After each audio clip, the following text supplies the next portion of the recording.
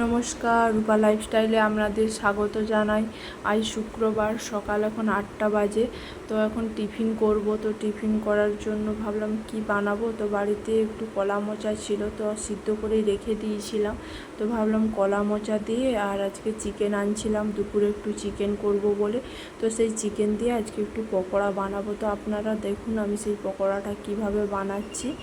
তো দেখো, প্রথমে আমি বেসন নিয়ে নিয়েছি। বেসন নিয়ে নেওয়ার পরে তারপর আমি মোচাটা দিয়ে দিলাম। সিদ্ধ করা মোচাটা দেওয়ার পরে এর উপরে আমি একটু খাবার সোডা দিয়ে দেব, পরিমাণ মতো খাবার সোডা দেব। তো দেওয়ার পরে দেখো এটাতে আমি জল দেব। তো পরিমাণ মতোই আমি জল দেব। এটাকে একটু গাঢ় করতে হবে, কারণ বেশি পাতলা করা যাবে না, তাহলে জিনিসটা ভালো লাগবে না। তো দেখো হালকা হালকা করে একটু জল নিয়ে এটাকে মিশিয়ে তারপর আমি একটুখানি রেখে দেবো। দেখো ভালো করে আমি এটাকে একটুখানি মিশিয়ে এখানে দেখো রেখে দিচ্ছি। রেখে দেওয়ার পরে দেখো এখানে আমি একটু মাংস কেটেই রেখে দিয়েছিলাম, তারপর আর একটু বাকি ছিল। তারপরে এই মাংসটা আমি কেটে নিচ্ছি, ছোট ছোট করেই কেটে নিচ্ছি। তো আপনারা দেখুন, এই রেসিপিটা একবার বানিয়ে দেখবেন, খুবই সুন্দর লাগে। আমি একবার বানিয়েছিলাম, খুবই ভালো লাগছিল, তাই ভাবলাম যখন চিকেন আছে তো বানাই একবার। তো কলা মোচা তো সবসময় বাড়িতে থাকেই না, তো যখন বাড়িতে আছে তো তখন বানিয়ে ফেলি। তো দেখো এটাতে আমি আবার চিকেনটা মাখিয়ে তো সাইড করে রেখে দিয়েছি। তো দেওয়ার পরে এতে আমি লবণ দেব, পরিমাণ মতো লবণ দেব। তারপরে একটু হলুদ দেব, পরিমাণ মতোই হলুদ দেব। তারপর পরিমাণ মতো একটু জিরে গুঁড়ো দেব। দেখো একটু জিরে গুঁড়ো দিয়ে দিয়েছি। তারপরে একটু চাট মশলা দিয়ে দেব। দেখো একটু চাট মশলা দিয়ে দিলাম। এবার দেওয়ার পরে দেখো আমি একটা পেঁয়াজ নেব। তো পুরোটাই দেব না, একটাই পেঁয়াজ, তো ওটার হাফই দেবো, কারণ চিকেন দিয়েছি।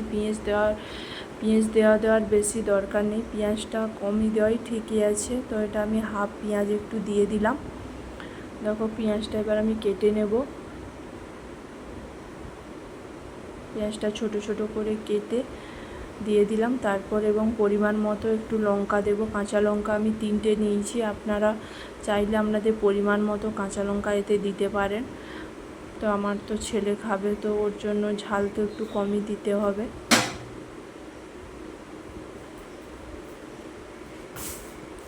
তো লঙ্কাগুলো কেটে নিচ্ছি।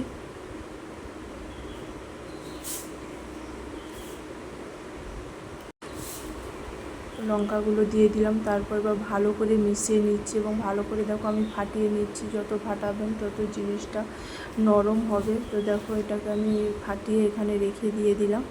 তো এবার আমি হাতটা ধুয়ে ওভেনটা জ্বালাবো। দেখো ওভেনটা আমি জ্বালিয়ে দিলাম। তারপর কড়াইটা দেব।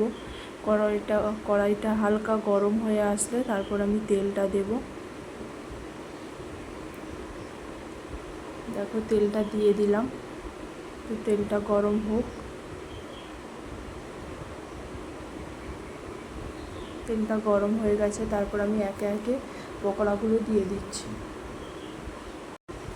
তারপর একে একে পকোড়াগুলো দিয়ে দিচ্ছি।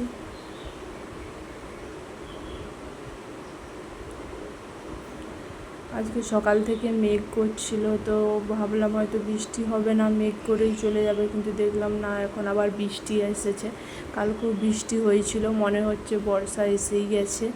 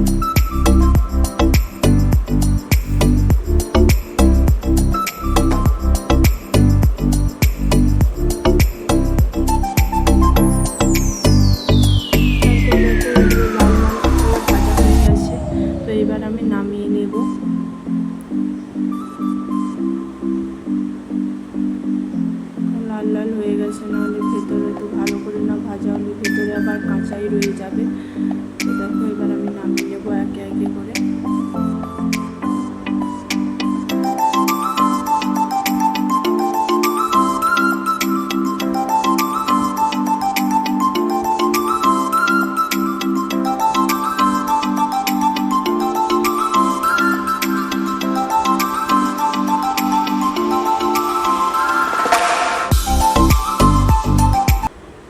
দেখো হয়ে গেছে, আমি ভেজে নামিয়ে নিয়ে আপনাদের দেখাচ্ছি। একটু সস দিয়ে দিলাম আর পকোড়াগুলো দিয়ে দিলাম। দেখো হয়ে গেছে এগুলো। তো তারপর আপনাদের সাথে আমি আসছি। দেখো আমি বেরিয়ে পড়েছি।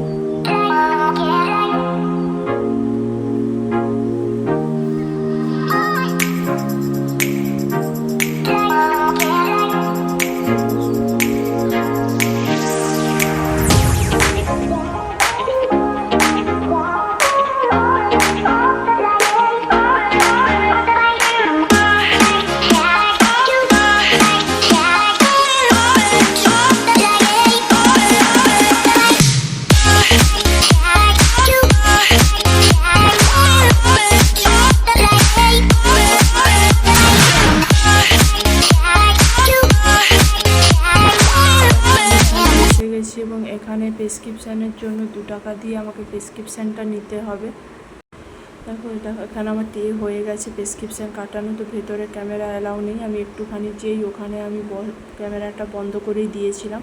আপনাদের বাইরেটা একটু দেখাবো। এটা হচ্ছে পিতপুর বড়মারা নার্সিং হোম।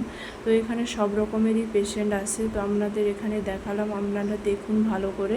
তো আপনাদের যদি ভিডিওটা ভালো লেগে থাকে প্লিজ কমেন্ট, শেয়ার আর লাইক করবেন। তো এখানে আমি আমার ব্লগটা শেষ করছি।